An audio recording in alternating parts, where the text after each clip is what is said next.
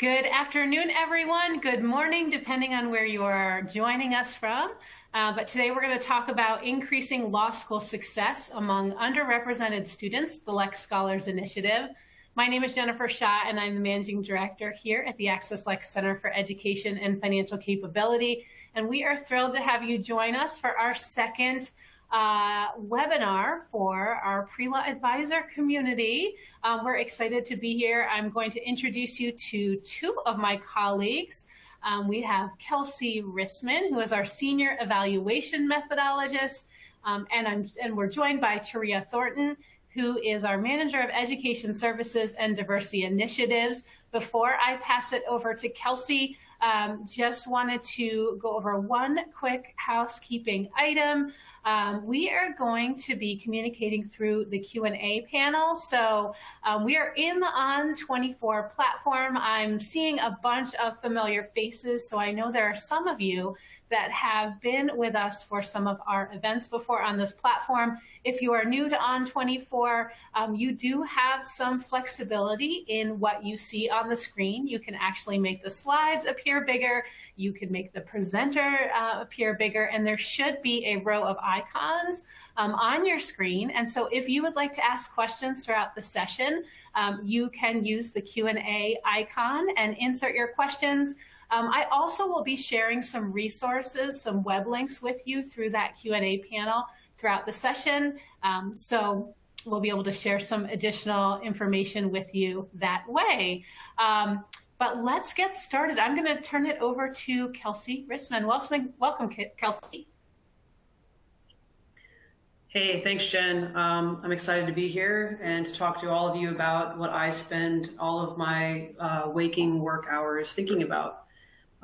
So let's get started here. Here's our agenda. I'm going to explain a little bit about pipeline programs in general. They're a hot topic right now, and so hopefully by the end of this, you guys will have a good understanding of how to point your students to the right pipeline programs, maybe even start one at your own school. I'm going to tell you about traditional LexScholars, a few findings from our first year of our program, and then I'll hand it over to Taria to talk to you about the Postbac Program. In case you're new to Access Lex, this is just an overview of kind of what we're all about. Student-focused initiatives, research and policy, and we work to help purpose-driven students find their path from aspiring lawyer to fulfilled professional. So we really work with students like pre-law, first year of college, all the way into post-grad practicing lawyer. So that's what we're all about, and we invite you to learn more. If this is your first time with us, please reach out. We've got so much to offer. Can't cover it in this slide. Okay, so I'm going to start with giving you an overview of what is a pipeline program. Pipeline program provides individuals from historically underrepresented groups with information and resources premised on aiding their successful matriculation into education spaces or professions. So the basic premise of a pipeline program is that when you're looking at an industry or profession on the whole, and it appears to be dominated by a specific type of person, the assumption is that something's going on along the steps along the way to the profession where some people are falling off or being rerouted from the trajectory. And so a pipeline program is supposed to prevent the leakage en route to the goal at points where people may otherwise leak out or go a different way. That's my dog. Sorry about that. Okay, so what do we mean by underrepresented? So this is the legal profession in 2020. And the light blue line, it represents the percent of folks who are white in the profession. That's pretty much about 80% of the profession is white. And you can see some Black, Hispanic, Asian, and other folks in there. When we say underrepresented, this is the whole United States population and the racial breakdown of the United States population. And so when you look at the legal profession compared to the United States, there are way more white people in the profession than there are in the population. And so underrepresented means that the representation in the profession does not match representation in the population. So at the very least, we would like for these bars, these lines to look somewhat similar. And that would indicate that there is equitable representation in the profession. Okay, so why pipeline programs? Where did these come from? So there's a theoretical basis for pipeline programs, and we believe that pipeline programs are underpinned by two theoretical arguments. The first is in social epidemiology. This is a field of science that far precedes just even the dream of a pipeline program. And it is a robust finding across the whole of societies on Earth, with very few exceptions, that income inequality is negatively associated with health and positively associated with social problems. So the less inequality in a society, the better health outcomes are. When inequality declines, so do social problems. And this is not about average educational attainment or average income or wealth. It's about the difference between the rich and the poor. The more difference that there is, the less health of the whole society and the more social problems that there are. So an example of this is that you could have, so average educational attainment in one society is up here and average educational attainment in another society is down here. If inequality is greater in this society, they will have less good outcomes than a society that has less inequality, even if they have an lower average educational attainment or lower average wealth on the whole. It's about the difference between the two.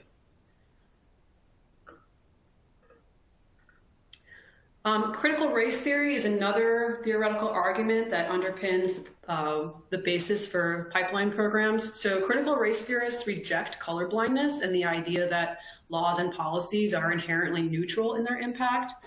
Maybe they're neutral, race neutral in their intention, but we're talking about impact here. Very different things, intention, impact. So likewise, law school admission policies are also not race neutral. So our work intentionally seeks out racial, ethnic, socioeconomic minorities as recipients of guidance and support, because we understand that policies are specifically disadvantaged people of color and low SES applicants. So when we're talking about pipeline programs, this is like the social, political, theoretical basis of why we think that these things work.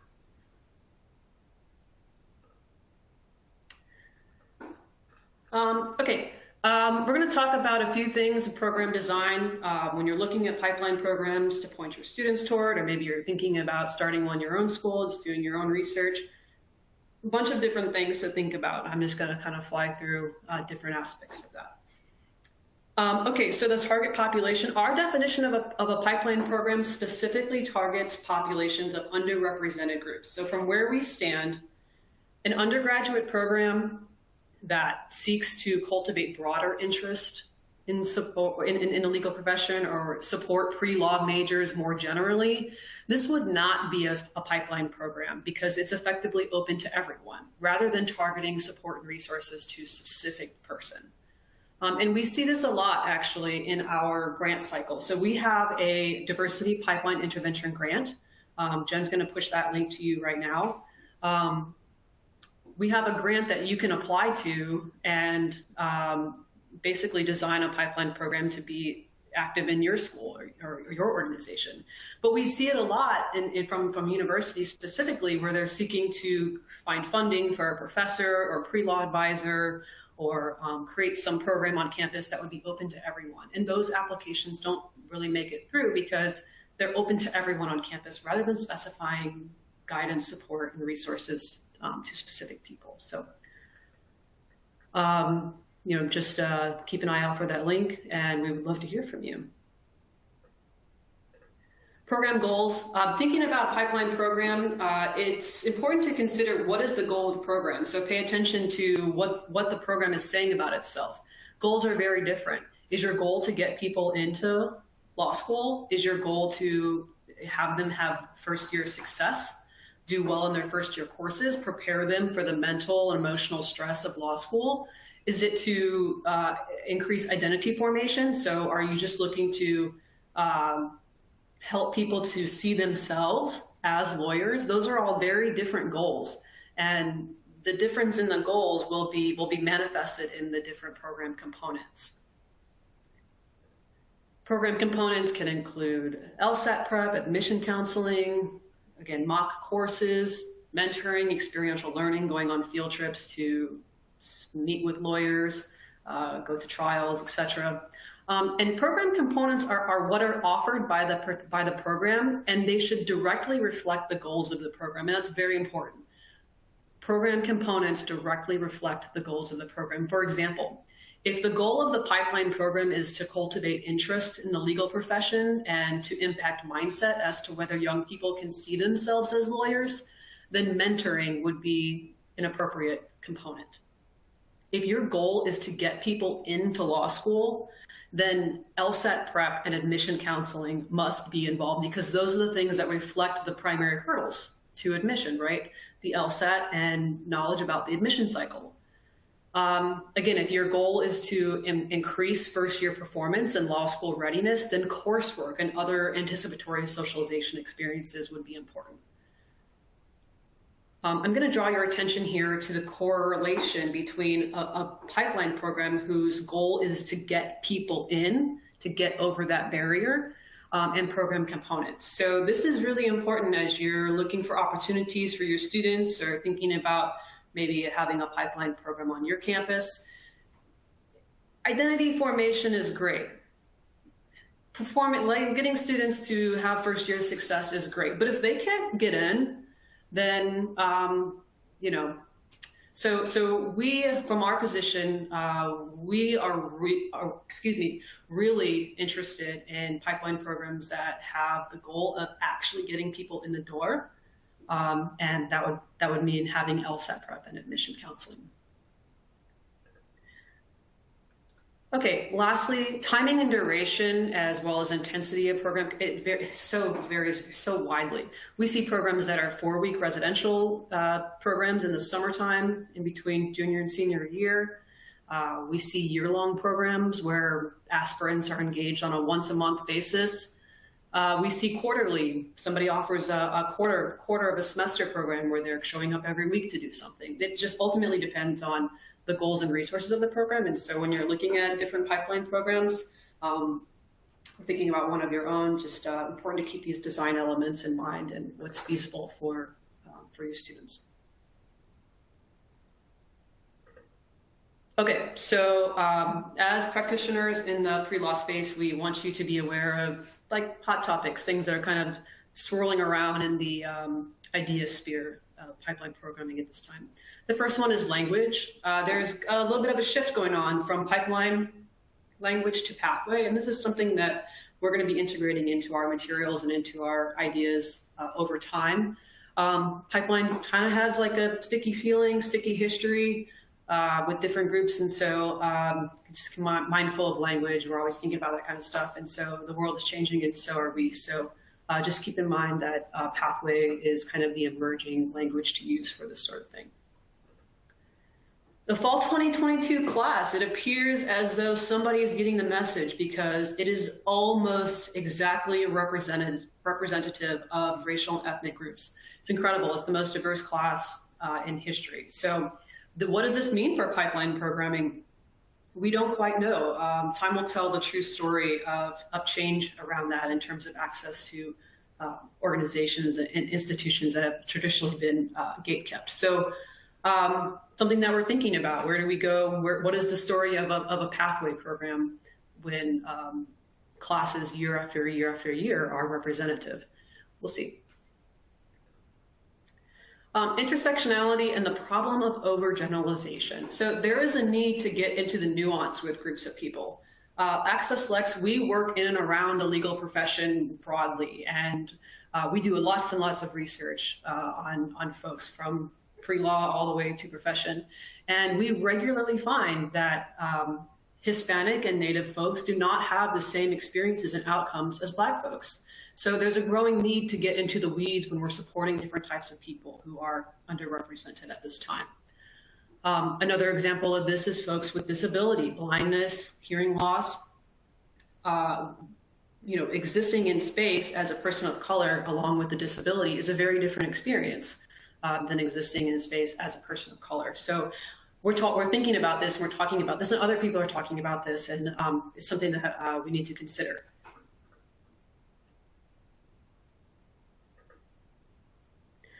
Geography, accessibility, and technology. So in the past, pipeline programs have been concentrated in urban areas. And obviously that's an accessibility issue. Right now, LexScholars, we run LexScholars entirely online. We have participants all over the United States. And so when you're thinking about pipeline programs for your students, or for thinking about putting one on your campus, or getting someone to come to your campus and think about this, it's definitely something to think about in terms of the broader mission of your organization or your university, in terms of reaching folks who are outside the traditional urban or city or town where universities are located. Behold the power of the internet. And then continuous program evaluation and change. Pipeline programs, like any other program, are living and breathing manifestations of people's ideas and passions. And so program evaluation is and ought to be front and center in any program that impacts young people and aspiring people. So we have a whole program evaluation, project evaluation wing here at Access Lex, and you can reach out to us, and we can help you do that sort of thing if that's what you're interested in. Or when you're looking at these programs for your folks, just be sure you're keeping an eye to that. The best programs are ones that are evaluated on a regular basis. So I'm going to pause. Any questions so far about just the general definition, scope, basis for pipeline programs? Hi, Kelsey. We don't have any questions yet. Cool. I'm going to keep it moving. Okay, so I'm going to tell you about the traditional LexScholars program. And I love LexScholars, but I truly believe that this is the best pipeline program available on the market right now. So I'm happy to share with you about it. Okay, so it's open to aspiring lawyers who demonstrate potential for law school success, but are unlikely to gain admission due to unfavorable standardized test scores or lack of knowledge about the law school admission process. So very important. Pipeline programs. Are you helping people who probably would have gotten in anyways, or are you really focusing your time and attention on people who otherwise would not get in? That's a distinction that we make in our process. So how do you get into LexScholars? Well, first of all, you can't have an LSAT score that's higher than the 25th percentile, or a GRE, SAT, ACT that's higher than the 50th percentile. So again, we're only interested in intervening in people who are otherwise going to have a very difficult time just getting their name on the table. Okay, and you also, once you pass the threshold of that first check, you also must be a member of an underrepresented racial or ethnic group, or have demonstrated economic disadvantage, whether that's a Pell Grant recipient or being a first-generation college student.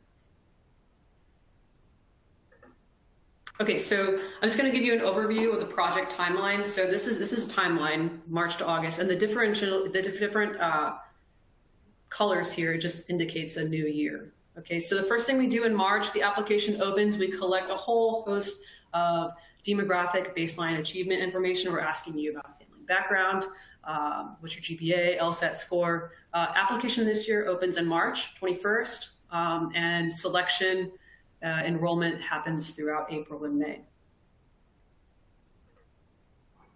Once we have our folks selected for the year, we offer them an LSAT prep course. This is best in class, 32 hours from Kaplan, in-person option, as well as synchronous learning and asynchronous learning. They have a live class every week, but then they're also logging in to practice tests, doing their own. They have like a set plan that they can follow. So it's just it's the best option that Kaplan can offer. And then we pair them with an admission counselor. And then you can see that their admission counselor starts with them in June, and it goes all the way into March, April, and May, even sometimes for folks who are still considering. So that admission counselor is with them every step of the way leading up to making that law school decision. And they are editing their personal statements, looking at their resumes, they're coaching them on what schools to pick. They're really right there with them throughout the application process. It's not just you show up for a couple sessions and then they send you out into the wild. No, they're really right there with these folks every step of the way. Our timeline, we have folks wanting to take the LSAT really in August, but there's dates in September is the one that we aim for. And then October and November are kind of like the retake options. This is a specific timeline that we have our folks on. Our timeline is that we want folks to submit applications no later than January. Really, actually, November and December is when we advise our folks to have your applications in. Jen's going to push a link to you all right now that goes in depth into why early application is so important for underrepresented folks. And I'm going to show you a little bit more about that later on in the presentation. We do a lot of data collection on our folks. And so in addition to the information that we get from the applicant profile, we do a pre and post assessment. This is talking about identity commitment, as well as feelings of emotional support, social support, knowledge about the application cycle in general. So we compare outcomes pre and post. We hope to see some improvement in those things over time.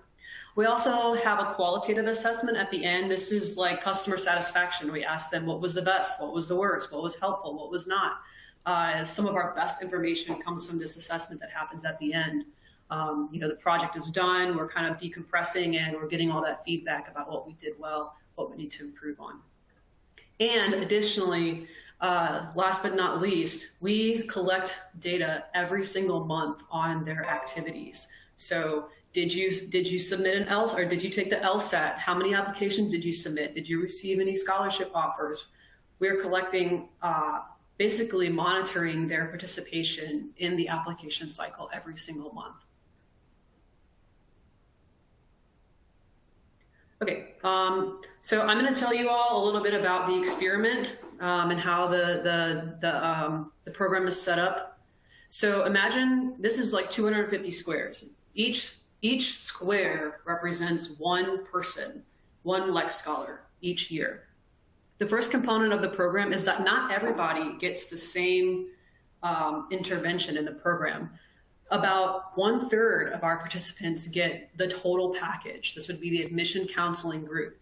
They get the LSAT prep, they get the engagement opportunities, and they are the ones who have that admission counselor along with them every step of the way. 2/3 of our population gets everything except for the admission counseling. And so we're able to isolate our impacts and we can see what's really moving the needle here. Additionally, we have an observation group, and these are people who applied to LexScholars, but for some reason were not selected. They do not receive any services. What they do receive is a monthly stipend in order for us to monitor their application activities. And so this is the critical component of the project that sets it apart from other projects. So not only can we say that X and Y, Z number of LexScholars went to matriculated to law school, and here, this is how they're doing.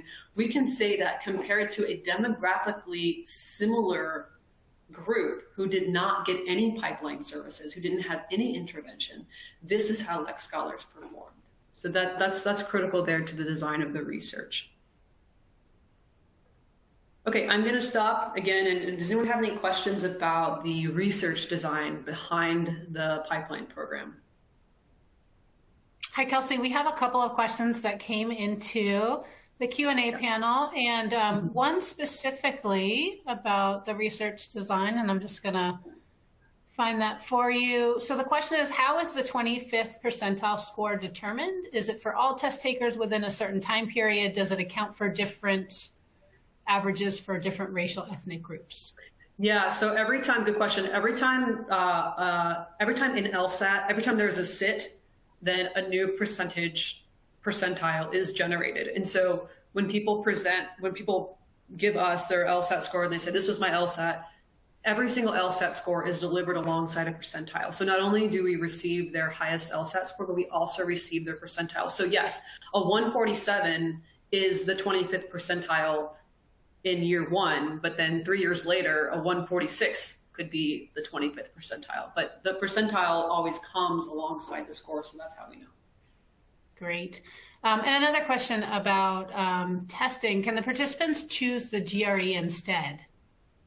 Yes. Yes, we recognize that there are schools who are moving away from the LSAT or just acceptable the GRE. However, based on our research design, we prioritize folks who have an existing LSAT, and I'm going to show you why a little bit later. But you are still eligible.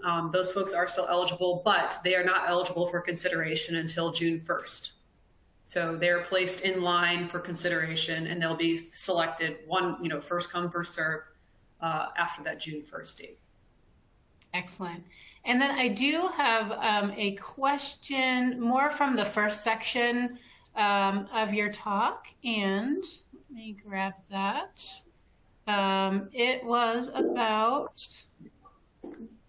do you know how other pipeline programs have incorporated LSAT prep into their programming? With a trusted company or outside resource. So this would be outside of LexScholars, but without some of the other pipeline programs?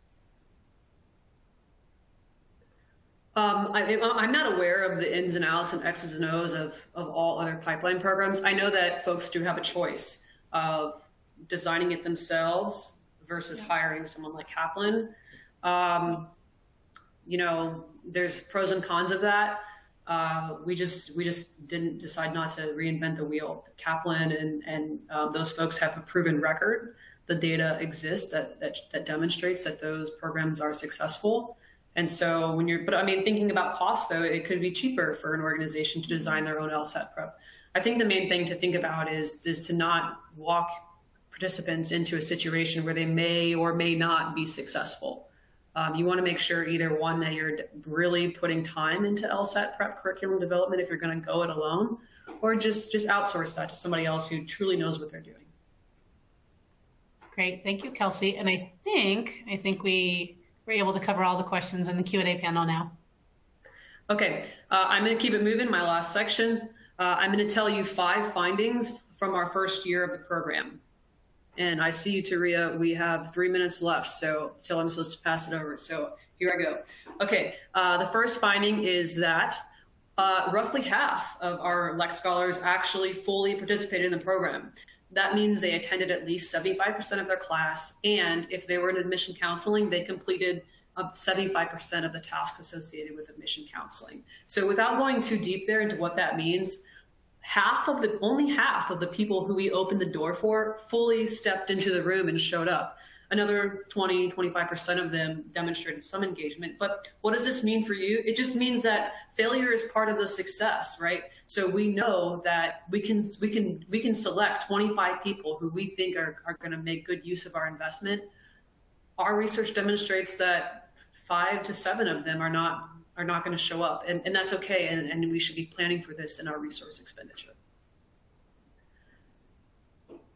Roughly 40% of folks fully engaged in the application cycle. So that means sitting for the LSAT and submitting at least one application. So 50% of people totally showed up for everything almost. Well, 10% of them showed up and still didn't participate. And so those are the folks who I still think are success stories, because they learned about the profession, they gave it a try, they gave it a go, and they said, you know what, this isn't for me.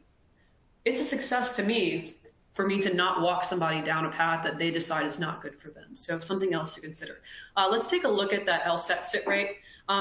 Compared to our observation group, the LP folks, the LSAT prep group, the admission counseling group, LexScholars, that's the top 2 bars. Those folks were more likely to sit for the LSAT than participants in the observation group. Now remember, this is what I was saying about the comparison point.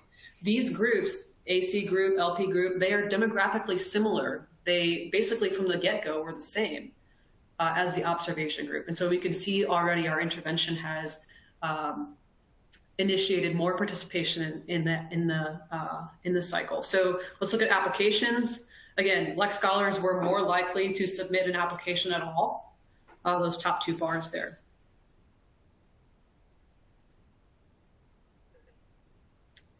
Participants who received admission counseling engaged in the cycle earlier. They took the LSAT earlier and they submitted more applications earlier in the cycle. And this is something that we know is an issue for underrepresented folks for whatever reason. Well, we know the reasons. Black and Latino applicants tend to apply later, and applying early is so critical for the strategic approach to law school admission for underrepresented folks. So let's take a look at this visual. This is a heat map where darker colors indicate more activity. So more applications were submitted in the month associated with the darker color. So we got our AC group, our admission counseling group is in the middle. Those are the folks who had that admission counselor checking in with them saying, hey, let me see your personal statement. Let me see your application list. What's going on with you this week? And you can see the clear impact of that. Our LSAT group, the folks on the left, they actually applied later than the observation group. So this is a way that we can isolate clear impact of that admission counseling that we provided that group. So participants in the LSAT prep group demonstrated the greatest gains on the LSAT. If we take a close look at this visual, the darker orange is the average LSAT score of individuals in each group at the beginning of the program. The lighter orange is the average change in the LSAT score. So you can see LexScholars demonstrated more gains than the observation group. So that lighter orange is larger in the LP group and the AC group compared to the observation group. However, the observation group started out at a higher average. So basically LexScholars caught up with a group that was already ahead of them in terms of average LSAT score. This is something that we've addressed in the second year of the program to make sure that not only are our groups demographically similar, but they're also similar in terms of their average score on the LSAT coming into the program. It's important for us to compare apples to apples in that way. Surprisingly, admission rates were higher among those who had higher LSAT scores overall. And so what does this mean? Well, we know that the LSAT plays an outsized role in admission. So our findings affirm that. Just to reiterate, so admission rates overall were higher in the LSAT prep group and the observation group. So again, going back to this visual, this is the average ending LSAT score of the LP group, average ending LSAT score of the observation group. They're right up there at the 143. Average ending LSAT score in the admission counseling group was just above the 141. So when we look at who got in, folks on the LSAT prep group and observation group were more likely to get in. Really interesting caveat here. When we look at scholarships, members of the admission counseling group were more likely to get big money. I'm talking about the type of money that offsets the overall impact of the investment of law school. So it's so interesting. Even though they were less likely to get in, folks in the admission counseling group were less likely to get in, when they did get in, all of their school is paid for, basically. The average percent of tuition paid for was like 90% compared to like 20, 25% from the other groups. What do we take from this? Members of the admission counseling group more likely to present as ideal candidates, right? They had someone looking over their materials. They can help them to sound a little bit more professional. And so when you're thinking about admission folks sitting around deciding who's going to get the money, it's likely that those folks presented more normative applications. Looks like somebody, oh yeah, this person looks like they're professional and et cetera, et cetera. So that's another impact that we see of the admission counseling, clear impact that we see in the numbers. Another interesting finding here along the same lines, early application was more important for scholarships than admission. If we divide our applicants, our participants up between who applied early and who did not, there's not much, and early is by December 1st, there's not much difference in the admission rate between early applicants and late applicants. However, there was a difference between early applicants and late applicants in terms of who got a scholarship. So again, this is nuance here. It looks like admission counseling and applying early is more important than for getting that money than it is maybe for actually getting in. Just something to consider when you're advising your folks. Okay, last thing here. LexScholars with prior interests in law school were more engaged and had better outcomes. I don't have visuals for this because it would just be another like 10 slides, but they crushed. If they crushed everyone who, if they came into the program with an LSAT score or having a history of applying to law schools, they were more likely to show up to the prep and the admission counseling. They were more likely to engage in the cycle. They submitted more applications. They engaged earlier, and they had better outcomes. They're more likely to gain admission and more likely to get a scholarship. So that impacts the whole direction of LexScholars. And when I talked about that, if you don't show up with an LSAT, you're kind of placed in line later in the queue. That reflects a general philosophical shift and a pivot of LexScholars toward those folks who arrive at the gates with us with some demonstrated interest in going to law school. So with that, I'm going to pass it over to Ria, who's going to talk to you about the next manifestation of LexScholars. All right, thank you so much, Kelsey. And as you all know, the original traditional LexScholars is not going away. We actually have a webinar that is coming up on March 1st that we're hoping that you also can attend, and especially anyone who might be interested in participating in our traditional LexScholars program. You also have that opportunity to encourage them to attend. So while we still have our traditional, our original LexScholars program, we have added a new flavor to our LexScholars program, which is going to be our post-baccalaureate program. Now, while we are partnering with law schools for our post-bac program, we wanted to give you some additional information really for two different reasons. The first reason is that your applicants very well may end up being participants in the post-baccalaureate program. And they may come to you like they do for any other kind of admissions offer that they're receiving, ask you what are some of the pros and potential cons if they're going to undertake this opportunity. And we want to ensure that you have the details, that you hopefully feel a little bit more comfortable in having these discussions with them as they weigh all of their options.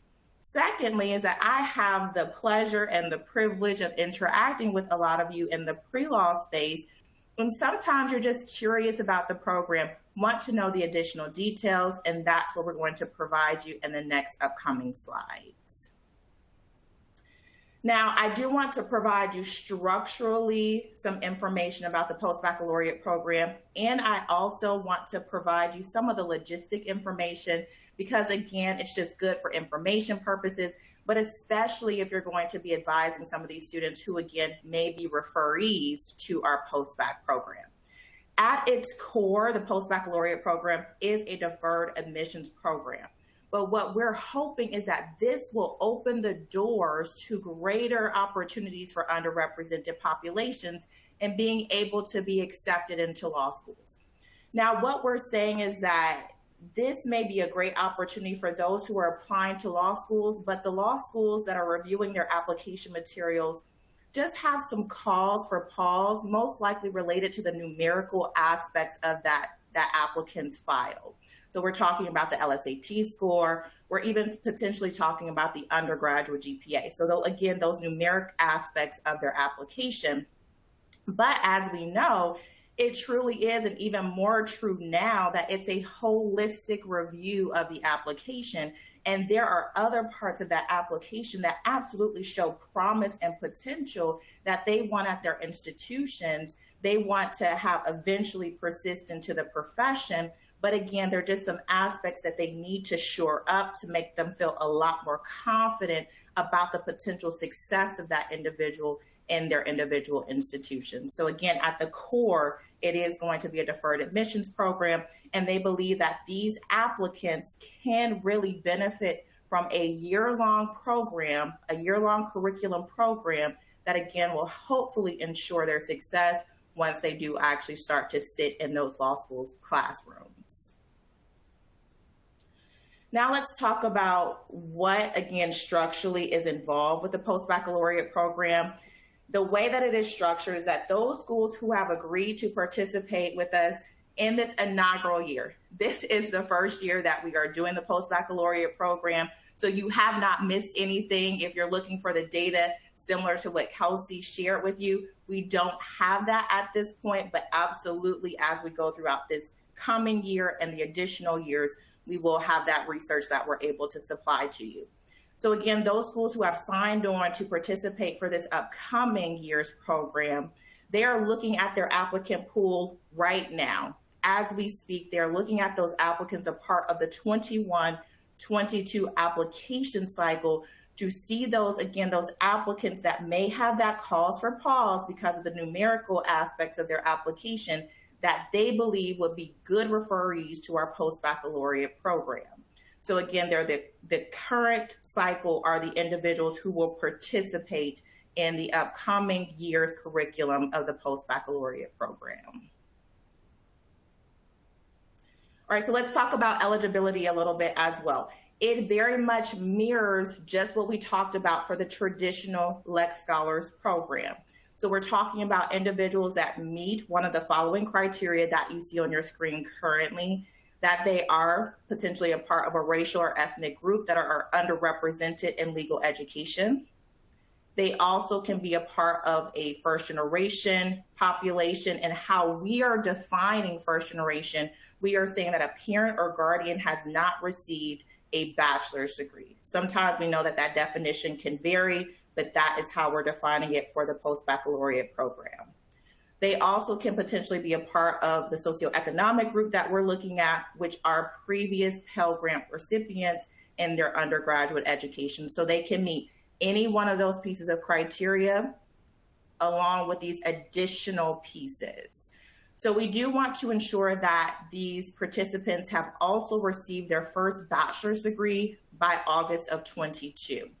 Now we know that there are some law school programs that are creative and ingenious in how they're starting to build, I guess, essentially their own kind of pipeline into law schools, that some of these actually look at juniors and sometimes even sophomores to get them into the law school eventually once that time comes and they graduate from their undergraduate programs. But for our purposes, we are saying that they do need to have their bachelor's degree by August of 22. And then again, we're going to continue that same eligibility criteria that we just heard about for the traditional LexScholars program, is that they do need to have an LSAT score of no higher than a 25th percentile. As also Kelsey reiterated, we understand that that can change based on the administration of that LSAT. So sometimes it might be a 146, at other times it might be a 145. We are still holding true that for that administration, they cannot have scored higher than a 25th percentile. So we're needing to make sure that we're looking at that information as well.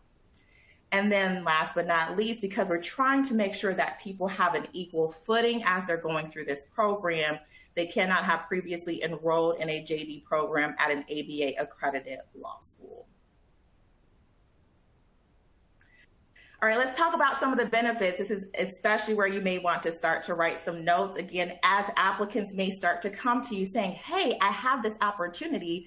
Do you think, can you give me advice on whether or not I should take it? So first, what they receive is an actual offer of admission. They have the golden ticket. It just maybe looks a little bit different than what they anticipated because they are going through the application cycle for autumn of 22 to start. The 21-22 cycle, they have most likely anticipated, because they applied for this cycle, to start in autumn of 22. But instead, this program will have them delay that start date until autumn of 23 so they can go through this year-long curriculum program. But I still want to emphasize to those applicants, you are wanted. The law schools have said, yes, come to our institution. And also because we want you to be here and we want you to be successful, we have provided you with this opportunity. And they will continue to interact with the law schools they've been admitted into throughout this year process, so they feel like they are a part of that institution as well. And then probably one of the greatest aspects of this program, in my personal opinion, is the scholarship component. So in order for the schools to have participated, they must say, yes, we will offer at a minimum 20% of a tuition scholarship to those that we are going to have in the Postbac program. Now, we know that very much intertwined, if you participated or joined us for last week's, how debt really has some strong implications, especially for underrepresented populations when it comes to the debt they accumulate to go to law school and the implications that it has even 10 years after they've graduated. So any opportunity that we have to lessen that financial burden is going to be a benefit to all. They also have the opportunity for a $3,000 stipend that comes directly from us at Access Lex. What that translates to is $500 per semester that they will be eligible to receive. And then last but not least, they do also have a Helix Bar Review course that will come their way upon graduation, understanding that post-graduation expenses are very, very high, and we want to do as much as we possibly can to reduce those costs once they are trying to take the bar exam as well.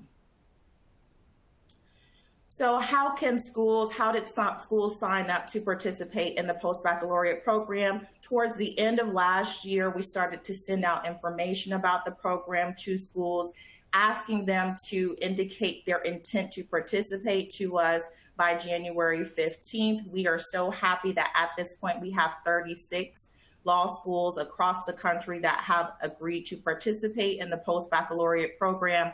I do have a slide at the end that will list all of the school names that have agreed to participate, and also it will be on our website for the post-baccalaureate program.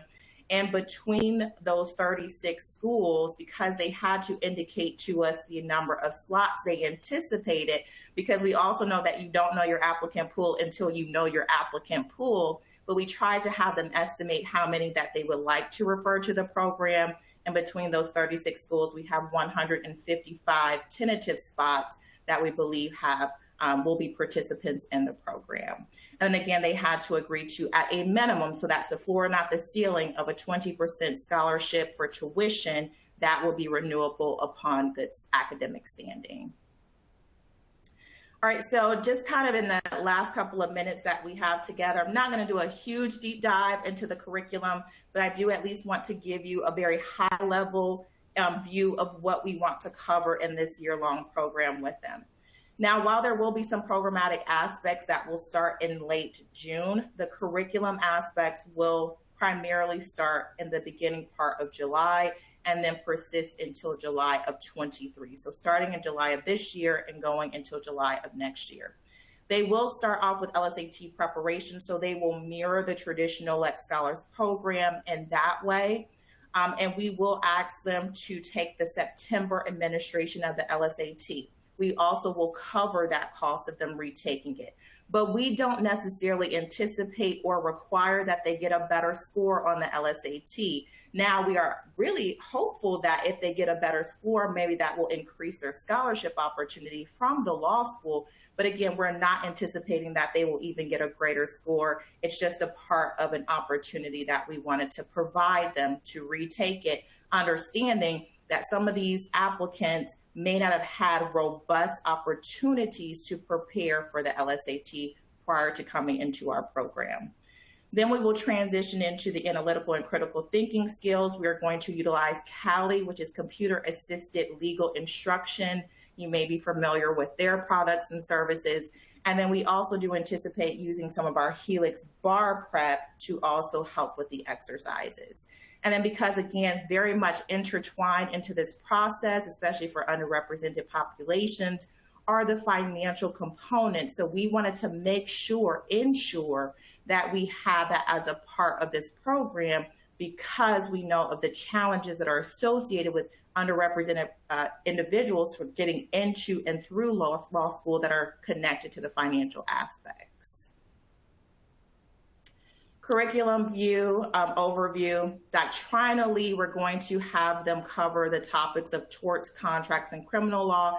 If you're familiar with the traditional first year kind of classes that the students will take, this is only a portion of it. It's not going to be the entire curriculum of the first year, but we thought that this would be enough of a breadth to give them an understanding and exposure to the doctrinal law units that they will be experiencing once they do actually persist into their law school programs.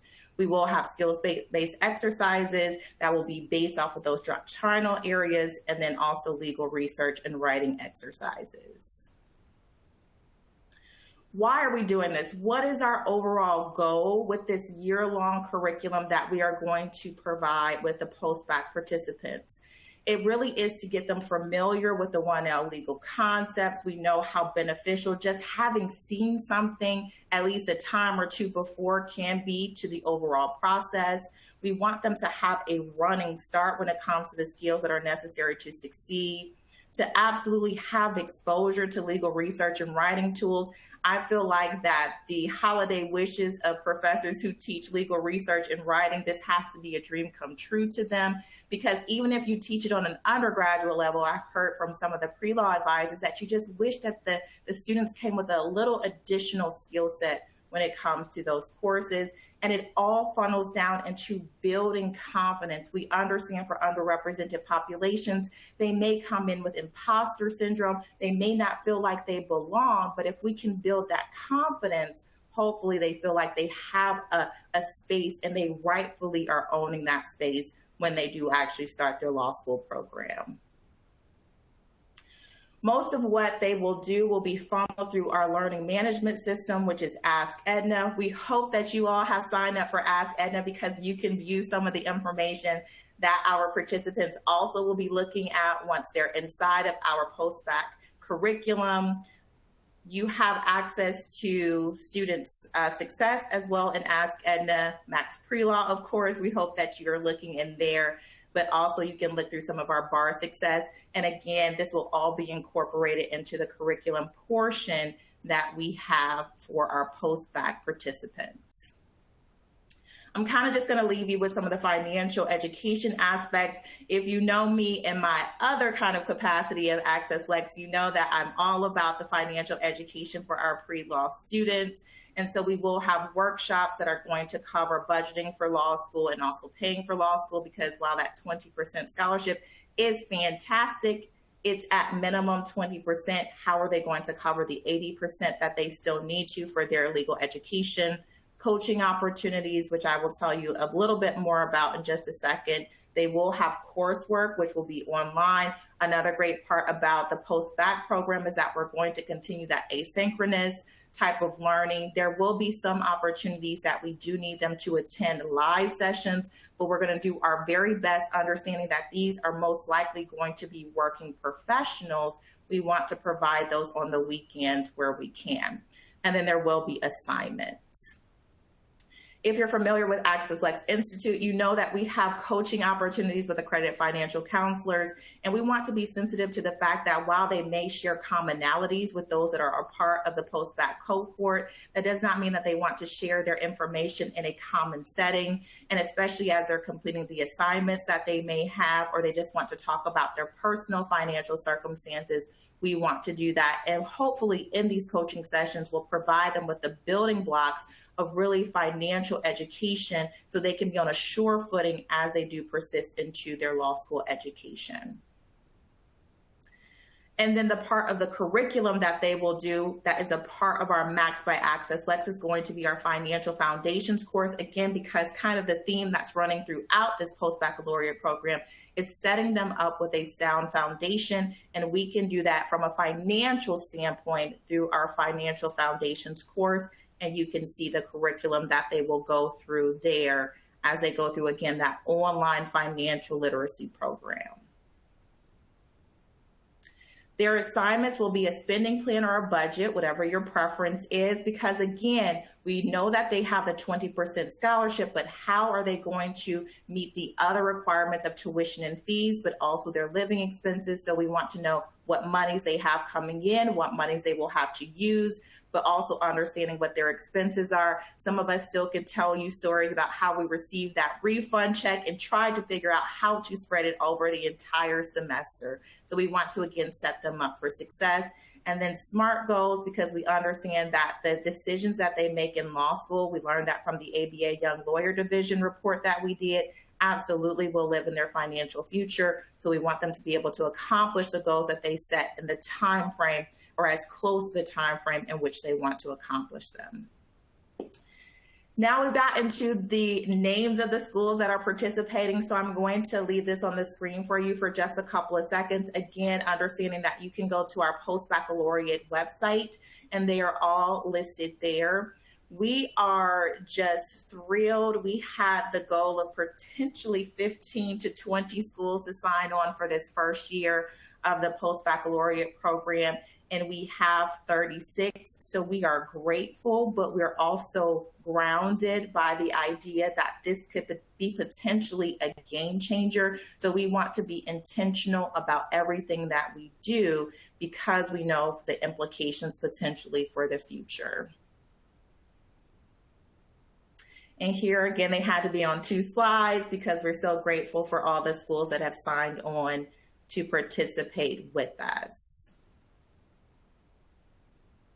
I believe that Jennifer is also going to drop that URL in there just in case you're not able to do a screenshot or write it down. We do hope that you will look at the website. It goes into even more detail than I did today. If you have some kind of lingering questions, you're more than welcome to go there.